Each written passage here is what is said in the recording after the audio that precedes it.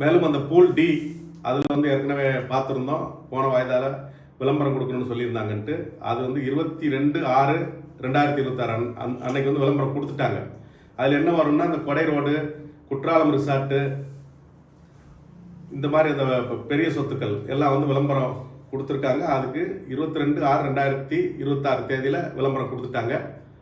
அதைத் தொடர்ந்து இன்னும் சில சொத்துக்கள் ஏலம் விடணும், ஃபிக்ஸ் பண்ணணும்னு சொல்லும்போது நிறுவன தரப்பில் என்ன சொன்னாங்கன்னா, வேல்யூவர் ஃபிக்ஸ் பண்ண வேல்யூவிலிருந்து 25% அந்த செங்கல்பட்டு சொத்து எல்லாம் வச்சு விற்கணும்.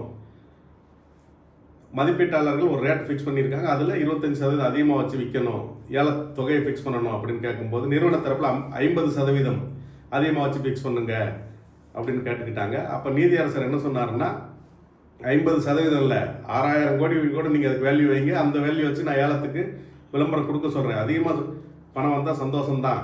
ஆனால் அப்படி விளம்பரம் கொடுத்து நீங்கள் சொல்கிற ரேட்டுக்கு ஏலம் கேட்க யாரும் வரலைன்னா அந்த விளம்பர செலவு உங்கள் பொறுப்பு தான், நிறுவன பொறுப்பு தான். நிறுவனம் தனியாக அந்த விளம்பர காசை கட்டணும். ஏன்னா லட்சக்கணக்கில் வந்து நம்ம 14 லட்சம் 15 லட்சம் விளம்பரத்துக்கு கொடுத்துட்ருக்குறோம். அப்போ நீங்கள் நிறுவனம் தான் கொடுக்கணும். அப்படிங்கும்போது நிறுவன தரப்பு வழக்கறிஞர் நான் நிறுவனத்திட்ட கேட்டுட்டு சொல்கிறேன் அப்படின்னு சொல்லிட்டாரு. அப்போ சில ஆட்சேபனைகள் எழுந்தது. இவங்க வந்து காலம் கடத்துறதுக்கு முயற்சி பண்ணுறாங்க, இப்படி ஏலம் கட்டிட்டு யாருமே ஏலம் கேட்கல, திரும்பவும் தாமதமாகும்.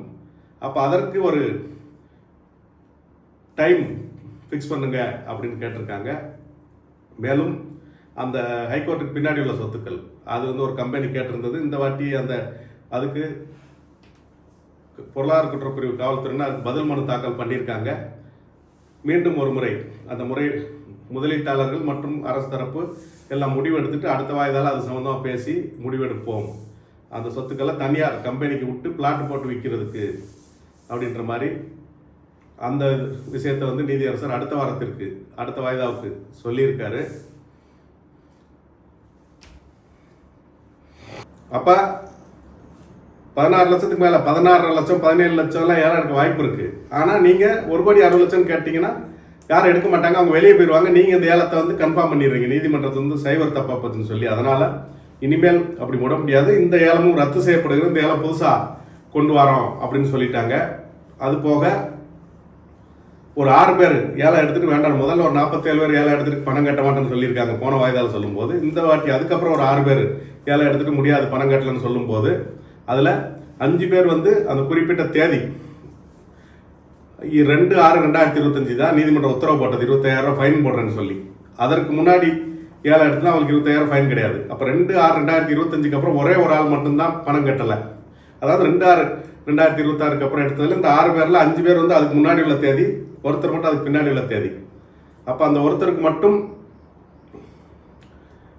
25,000 அபராதம் வரும், அந்த ஃபைன் கட்டணும் அப்படின்னு சொல்லி ஒரு உத்தரவு போட்டு அந்த 6 பிளாட்டை கேன்சல் பண்ணியிருக்காரு. அது மறு ஏலத்திற்கு வரும் அந்த இது.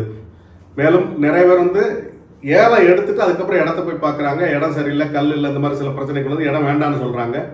அதனால் இனிமேல் தெளிவாக தெரிஞ்சுக்கோங்க, ஏலம் எடுக்கிறதுக்கு முன்னாடி அந்த இடத்த போய் பார்த்துட்டு அந்த இடத்துக்கு சம்மந்தப்பட்ட டாக்குமெண்ட்ஸு ஆவணங்கள் எல்லாம் சரி பார்த்துட்டு EOWL விசாரிச்சுட்டு ரெக்கார்ட்ஸ் எல்லாம் சரியாக இருக்கான்னு பார்த்துட்டு அதுக்கப்புறம் ஏலம் எடுங்க. இனிமேல் ஏலம் எடுத்துட்டு அதுக்கப்புறம் போய் இடத்த பார்த்தேன், இடம் சரியில்லை, ஆவணம் சரியில்லைன்னு சொன்னீங்கன்னா அது நீதிமன்றம் ஏற்றுக்காது அப்படின்னு ஒரு உத்தரவை பிறப்பிச்சிருக்காங்க. மேலும் இன்னொரு 4 பிளாட்டு ஏலம் விட்டுருக்காங்க. அந்த 4 பிளாட்டில் அந்த இடத்துல ஒரு பிளாட்டு ஃபுல்லாக வந்து கிணறு இருக்குது. ஆனால் 4 பிளாட்டு ஏலம் எடுத்துருக்கா. அப்போ அதை ரத்து பண்ணணும்னு கேட்கும்போது அந்த கிணறு இருக்கிற பிளாட்டை மட்டும் கிணறை மட்டும் ரத்து பண்ணிடுவோம், அந்த இடத்துல பிளாட் இல்லை கிணறா இருக்குது அப்படின்றத அதை ரத்து பண்ணணும் அப்படின்னு சொல்லியிருக்காங்க. மேலும் அந்த பொருளாதார குற்றப்பிரிவு தரப்பில் டிஆர், அதாவது டிஸ்ட்ரிக்ட் ரெஜிஸ்ட்ரார், மாவட்ட பதிவாளர் மற்றும் டிஆர்ஓ, மாவட்ட வருவாய் அதிகாரி, இவங்கெல்லாம் வந்து ஒத்துழைப்பு தரல, கூப்பிட்டா வரமாட்டேன்றாங்க அப்படின்னு சொல்லி பொருளாதார குற்றப்பிரிவு தரப்பில் ஒரு முறையீடு வச்சாங்க. அப்போ ஏற்கனவே நம்ம கமிட்டி போட்டிருக்கோம், அந்த கமிட்டியில் டிஆர்ஓ எல்லாமே இருக்காங்க, அவங்க வந்து ஒத்துழைப்பு கொடுக்கணும். மேலும் நிறுவன தரப்புல இருந்து ஒருத்தர் வந்து முழுசாக வரணும் அப்படின்னு சொல்லி நீதியரசர் வந்து சொல்லியிருக்காரு. மேலும் இந்த மொராய் சிட்டி அங்கே வந்து ஒரு 28 சென்ட் வந்து ஹரிஹரசுதன் அப்படின்னு ஒருத்தர் பேரில் இருக்குது, அதை ஏலத்துக்கு கொண்டு வந்து ஏலம் விட்டுட்டாங்க. அது வந்து என்னோட சொத்து, தப்பாக ஏலத்துக்கு கொண்டு வந்துட்டாங்கன்னு சொல்லி ஒரு வழக்கறிஞர் மனு தாக்கல் செஞ்சுருக்காரு. அதை வந்து EOWL வெரிஃபை பண்ணி அவங்களும் வந்து அது அவரோட சொத்தா, அது தப்பாக இன்க்ளூட் ஆயிடுச்சு, இதை உள்ள சேர்க்கப்பட்டிருக்குன்னு சொன்னோன்னா அதை ரத்து பண்ணி அந்த ஏலத்தை ரத்து பண்ணிடுறாங்க. அந்த சொத்தை ஒருத்தர் ஏலம் எடுத்திருக்காரு. அந்த சொத்தை ஏலம் எடுத்தவர் அந்த எம்எஸ்டிசி சார்ஜ் எல்லாம் கட்டியிருக்காரு, அவருக்கு அதெல்லாம் திருப்பி கொடுத்துடணும். எம்எஸ்டிசிக்கு அவர் கட்டின பணம் எல்லாத்தையும் திருப்பி கொடுத்துடணும் அப்படின்னு ஒரு உத்தரவு பிறப்பிச்சிருக்காங்க. மற்றும் அந்த 19/6/2026 அன்னைக்கு விசாரணையில் ஒரே நம்பரில் வந்து பல நூற்றுக்கணக்கான புகார்கள் 745 புகார்லாம் இருக்குதுன்னு சொன்னோம். அதுக்கு நிறுவன தரப்பில் எதிரி தரப்பு அக்யூஸ்ட் சைடு அவங்க என்ன சொல்லியிருக்காங்கன்னா எனக்கு விளக்கம் கொடுத்துருக்காங்க. அது வந்து ஏஜென்ட்கள் பேரில் தான் நாங்கள் பதிவு பண்ணி வச்சுருந்தோம், அதனால் ஏஜென்ட்டோட நம்பரு, தனிப்பட்ட புகார்தாரர்கள் எண்கள் எங்கள்கிட்ட இல்லை அப்படின்னு சொல்லியிருக்காங்க. அதையும் காவல்துறையினர் ஈஓடபிள்யூ வந்து வெரிஃபை பண்ணுங்கன்னு சொல்லி நீதியரசர் சொல்லியிருக்காரு. மேலும் செங்கல்பட்டில் வந்து 113 ஏக்கர் இருக்குது அப்படின்னு சொல்லி காவல்துறை தரப்பில் ஒரு ரிப்போர்ட் போட்டு ஏலத்துக்கு கொண்டு வந்திருக்காங்க. அதை பொறுத்த வரைக்கும் 0.35 ஏக்கர்ஸ், ஆனால் அதை வந்து 35 ஏக்கர்ஸ்னு வேல்யூவர்ஸ் கணக்கு எடுத்துட்டாங்க. அதனால் அது வந்து 113 ஏக்கராக இருக்குது. அது 35 ஏக்கர் கிடையாது, 0.35 ஏக்கர்ஸ்னு கணக்கு பார்த்தீங்கன்னா 83 ஏக்கர் தான் இருக்கும் அப்படின்னு நிறுவன தரப்பில் சொல்லியிருக்காங்க. அதையும் நீதியரசர் வந்து வெரிஃபை பண்ண சொல்லியிருக்காரு. அது போக கடந்த வாய்தால என்ன சொல்லியிருக்காங்க, இது வரைக்கும் புகார் கொடுக்கறத வந்து வாங்குறத நிறுத்திட்டாங்க, புகார் புதுசாக கொடுக்க முடியாது. ஏன்னா 8/10/2026 8/10/2025 அதற்குள்ள புகார் கொடுக்கணும்னு ஏற்கனவே இந்த நீதிமன்றம் மாண்புமிகு நீதியரசர் பரத சக்கரவர்த்தி சொல்லியிருந்தாங்க. அதனால் அதுக்கப்புறம் புகார் வாங்க முடியாது அப்படின்னு சொல்லியிருந்தாங்க. இப்போ வந்து கடைசியாக அனைவருக்கும் ரொம்ப பேர் கேட்டதுனால, நிறைய பேர் கோர்ட்டில் முறையிட்டதுனால கடைசியாக ஒரு வாய்ப்பு வந்து 10/7/2026 எல்லாரும் புகார் கொடுத்து முடிச்சோம்னா கடைசி வாய்ப்பு. தெரிஞ்சுக்கோங்க, இந்த புகார் கொடுக்க வேண்டியவங்க 10/7/2026 புகார் கொடுத்துருங்க. அதுக்கப்புறம் கண்டிப்பாக புகார்கள் ஏற்றுக்கொள்ளப்பட மாட்டாது அப்படின்னு வந்து சொல்லியிருக்காங்க. மேலும் அந்த முதலீட்டாளர்கள் தரப்புல வந்து என்ன சொன்னாங்கன்னா, ஒரு குறிப்பிட்ட ஒரு இடைக்கால நிவாரணம், ஒரு இன்ட்ரீம் ரிலீஃப் வந்து பாதிக்கப்பட்ட மக்கள் கொடுக்கணும் அப்படின்னு கேட்டிருக்காங்க. அதில் அந்த ஒரு பார்ட்டியின் பர்சன் மனுதாரர் நேரில் ஆஜரானவர்கள் மெமோ கொடுத்து அதில் என்ன கேட்டிருக்காங்கன்னா, அவங்க சொன்னது தவிச்ச வாய்க்கு தண்ணி கொடுங்க, தவிச்ச வாய்க்கு தண்ணி கொடுக்காம செத்ததுக்கப்புறம் படையல் வச்சு என்ன பண்ணுறது அப்படின்னு நீதிமன்றத்தில் கேட்டிருக்காரு. இன்னும் சிலர் அந்த கிரீன் ராயல் ரிசார்ட் போடி அது வந்து பலமுறை சொல்லியாச்சு, இன்னும் ஏலத்துக்கு கொண்டு வரலன்னு கேட்கும்போது அது வேல்யூ பண்ணுறதுக்கு இடத்தெல்லாம் அளந்தாச்சு அப்படின்னு சொல்லி காவல்துறையினர் தரப்பில் சொல்லியிருக்காங்க. மேலும் இன்னும் நிறைய சொத்துக்கள் நாங்கள் கொடுத்துருக்கோம், அவங்களெல்லாம் அந்த சொத்துக்கள்லாம் ஜப்தி பண்ணலை அப்படின்னு சொல்லி நிறைய பேசியிருக்காங்க. இந்த ஏஜென்ட்டுகள் இன்னமும் சொத்துக்கள் விற்றுக்கிட்டு இருக்காங்க. இது வரைக்கும் வந்துட்டு ஒரு 175 ஏஜென்ட்டுகள் தான் வழக்கில் வந்து அக்யூஸ்டாக சேர்த்துருக்காங்க. பல ஆயிரம் பேர் இது வரைக்கும் வந்து 70,000 புகார்கள் வந்திருக்கு. இன்னும் புகார்கள் 1,00,000 புகார்கள் வரும். அப்போ குறைஞ்சது ஒரு 3,000 பேரையாவது ஏஜென்ட்டுகளை அக்யூஸ்டாக சேர்க்கணும், அவங்க சொத்துக்கள்லாம் ஜப்தி பண்ணணும். இதை காவல்துறையினருக்கு பொருளாதார குற்றப்பில் நேரில் போய் சொல்லும்போது அவங்க வந்து நாங்கள் வந்து முதல்ல 175 பேர் தான் சேர்த்துருக்குறோம், அவங்க சொத்தை மட்டும் தான் ஜப்தி பண்ணுவோம் அப்படின்னு சொல்கிறாங்க அப்படின்னு கேட்கும்போது, மீதி எதிரிகளை சேர்க்கணும்னு சொல்லும்போது நீதியரசர் என்ன சொல்லியிருக்காருன்னா, சொத்துக்கள் பட்டியலை நீங்கள் கொடுங்க, எதிரிகளை சேர்க்கறத பற்றி காவல்துறையினர் முடிவு பண்ணுவாங்க. அக்யூஸ்டை ஃபிக்ஸ் பண்ணுறது, இன்னும் புதுசாக அந்த ஏஜென்ட்கள்லாம் அக்யூஸ்டாக கொண்டுறது அதை முடிவு பண்ணணும்னு சொல்லி அப்புறம் நிறைய பேர் பேசினாங்க. நிறைய பேர் வந்து ஏஜென்ட்டுகளை சொத்துக்களை ஜப்தி பண்ணணும், ஏஜென்ட்டுகளை வந்து அக்யூஸ்டாகணும்னு சொல்லும்போது காவல்துறை தரப்பில் பிபி அடிஷனல் பப்ளிக் ப்ராசிக்யூட்டர் அவர் என்ன சொல்லியிருக்காருன்னா, இந்த நீதிமன்றத்தில் ஆஜராகி பேசுகிறவங்களே நிறைய பேர் ஏஜென்ட்டுகள் தான், அவங்கவுங்க ஒருத்தருக்கு ஒரு ஏஜென்ட் மேலே இருக்கிற கோபத்தில் உள்நோக்கத்தில் பேசுகிறாங்க அப்படின்னு சொல்லியிருக்காரு. மேலும் அந்த பூல் டி அதில் வந்து ஏற்கனவே பார்த்துருந்தோம், போன வாய்தால விளம்பரம் கொடுக்கணும்னு சொல்லியிருந்தாங்கன்ட்டு. அது வந்து 22/6/2026 அன்னைக்கு வந்து விளம்பரம் கொடுத்துட்டாங்க. அதில் என்ன வரும்னா, இந்த கொடை ரோடு, குற்றாலம் ரிசார்ட்டு, இந்த மாதிரி அந்த பெரிய சொத்துக்கள் எல்லாம் வந்து விளம்பரம் கொடுத்துருக்காங்க. அதுக்கு 22/6/2026 தேதியில் விளம்பரம் கொடுத்துட்டாங்க. அதை தொடர்ந்து இன்னும் சில சொத்துக்கள் ஏல உடனும் ஃபிக்ஸ் பண்ணணும்னு சொல்லும்போது நிறுவன தரப்பில் என்ன சொன்னாங்கன்னா, வேல்யூவர் ஃபிக்ஸ் பண்ண வேல்யூவிலிருந்து 25% அந்த செங்கல்பட்டு சொத்து எல்லாம் வச்சு விற்கணும். மதிப்பீட்டாளர்கள் ஒரு ரேட் ஃபிக்ஸ் பண்ணியிருக்காங்க, அதில் 25% அதிகமாக வச்சு விற்கணும், ஏல தொகையை ஃபிக்ஸ் பண்ணணும் அப்படின்னு கேட்கும்போது நிறுவன தரப்பில் 50% அதிகமாக வச்சு ஃபிக்ஸ் பண்ணுங்க அப்படின்னு கேட்டுக்கிட்டாங்க. அப்போ நீதியரசர் என்ன சொன்னாருன்னா, 50% இல்லை, 6,000 கோடி கூட நீங்கள் அதுக்கு வேல்யூ வைங்க, அந்த வேல்யூ வச்சு நான் ஏலத்துக்கு விளம்பரம் கொடுக்க சொல்கிறேன், அதிகமாக பணம் வந்தால் சந்தோஷம்தான், ஆனால் அப்படி விளம்பரம் கொடுத்து நீங்கள் சொல்கிற ரேட்டுக்கு ஏலம் கேட்க யாரும் வரலைன்னா அந்த விளம்பர செலவு உங்கள் பொறுப்பு தான், நிறுவன பொறுப்பு தான், நிறுவனம் தனியாக அந்த விளம்பர காசை கட்டணும். ஏன்னா லட்சக்கணக்கில் வந்து நம்ம 14 லட்சம் 15 லட்சம் விளம்பரத்துக்கு கொடுத்துட்ருக்குறோம், அப்போ நீங்கள் நிறுவனம் தான் கொடுக்கணும். அப்படிங்கும்போது நிறுவன தரப்பு வழக்கறிஞர் நான் நிறுவனத்திட்ட கேட்டுட்டு சொல்கிறேன் அப்படின்னு சொல்லிட்டாரு. அப்போ சில ஆட்சேபனைகள் எழுந்தது. இவங்க வந்து காலம் கடத்துறதுக்கு முயற்சி பண்ணுறாங்க, இப்படி ஏலம் கட்டி யாருமே ஏலம் கேட்கல, திரும்பவும் தாமதமாகும், அப்போ அதற்கு ஒரு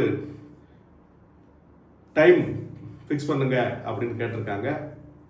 மேலும் அந்த ஹைகோர்ட்டுக்கு பின்னாடி உள்ள சொத்துக்கள் அது வந்து ஒரு கம்பெனி கேட்டிருந்தது. இந்த வாட்டி அதுக்கு பொருளாதார குற்றப்பிரிவு காவல்துறையினர் அதுக்கு பதில் மனு தாக்கல் பண்ணியிருக்காங்க.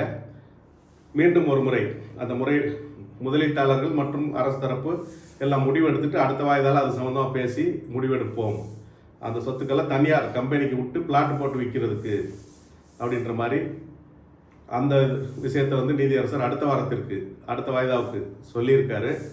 அப்போ அந்த முதலீட்டாளர்கள் தரப்பில் என்ன சொன்னாங்கன்னா, ஏற்கனவே சொத்துக்களை ஏலம் விடும்போது ஏலத்தில் எடுக்கும்போது கைட்லைன் வேல்யூக்கு நாங்கள் பணம் கட்டுறோம், கைட்லைனை மீறி அதாவது வழிகாட்டி மதிப்பிற்கு பதிவு கூலி சப்ரிசாரர்கள் பதியும் போது அதை மட்டும் கட்டினா போதும், அதை விட அதிகமாக நீங்கள் எடுக்கும்போது அந்த பணத்திற்கு நாங்கள் வந்து ரிஜிஸ்ட்ரேஷன் சார்ஜ் கட்ட வேண்டான்னு விலக்கு கேட்டு இதற்கு முந்தைய விசாரணைகள் கேட்கும்போது அது தவறு, அரசாங்கத்தை ஏமாத்துற மாதிரி யாரு, ஏற்கனவே மோசடி செஞ்சதுனால இந்த வழக்கே வந்திருக்குது, இதில் வந்து நீங்கள் முத்திரைத்தாள் கட்டணம், முத்திரை தீர்வை அந்த வரிகள் ஏமாத்துறீங்க, அது நீதிமன்றம் அதை ஒத்துக்காதுன்னு சொன்னீங்க.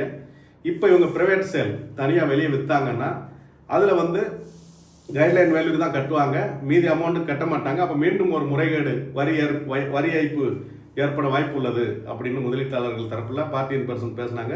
அப்போ நீதியரசர் வந்து நம்ம இன்னும் எந்த முடிவும் எடுக்கலை, அப்புறம் முடிவு எடுக்கும்போது நம்ம இதெல்லாம் யோசிப்போம் அப்படின்ற மாதிரி தெரிவிச்சிருக்காரு.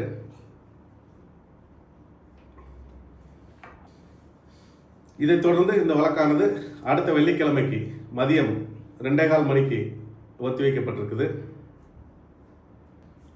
3/7/2026 தேதிக்கு வந்து இந்த வழக்கு ஒத்திவைக்கப்பட்டிருக்குது. அன்றைய தேதியில் மதியம் 2:15 மணிக்கு விசாரணை நடைபெறும். மேலும் தெளிவாக தெரிஞ்சுங்க, 10/7/2026 எல்லாரும் புகார் கொடுத்துருக்கு, அதுக்கு மேலே வர்ற புகார்கள் ஏற்றுக்கொள்ளப்பட மாட்டாது. மற்றும் இந்த பணமா இடமான்றதுக்கு பலமுறை பேசிட்டோம், மீண்டும் மீண்டும் அந்த கொஸ்டினை திரும்ப திரும்ப கேட்குறீங்க. பணமோ இடமோ எல்லாருக்கும் ஒன்று போல தான் கொடுப்பாங்க, ஒரே நேரத்தில் தான் கொடுப்பாங்க.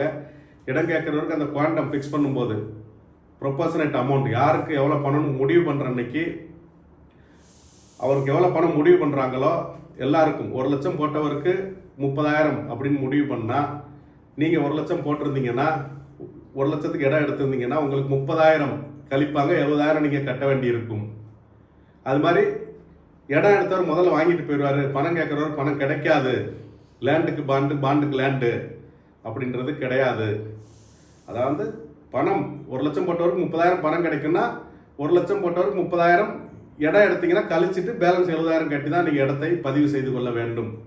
அப்புறம் குரூப் பிட்டிங், ஒரு 10 லட்ச ரூபாய்க்கு ஒரு சொத்து இருக்குது, ஒருத்தர் 2 லட்சம், ஒருத்தர் 3 லட்சம், ஒருத்தர் 5 லட்சம், 3 பேர் சேர்ந்து குரூப் பிட்டிங் கூட்டமாக ஏலம் எடுத்துட்டு போயிடுறாங்க அப்படின்னா அவங்களுக்கு அப்படியே கொடுத்துருவாங்களா அப்படின்னு அவங்களுக்கு இதே தான் பொருந்தும்.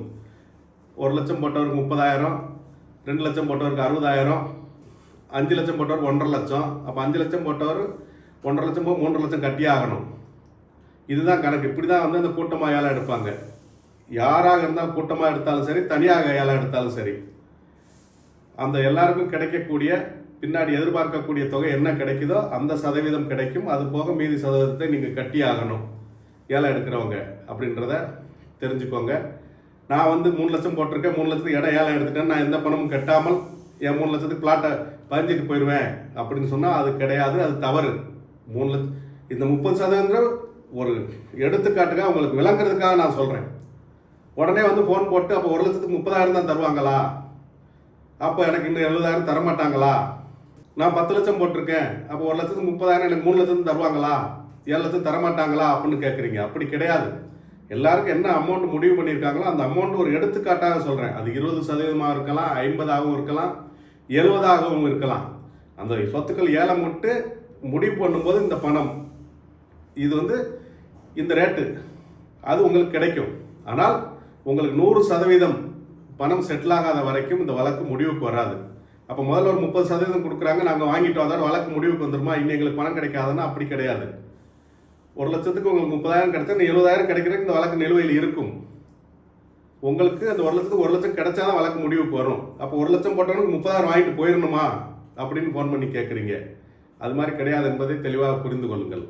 இதைத் தொடர்ந்து இந்த வழக்கை விசாரணையை 3/7/2026 அன்றைய தேதியில் மீண்டும் சந்திப்போம். நன்றி.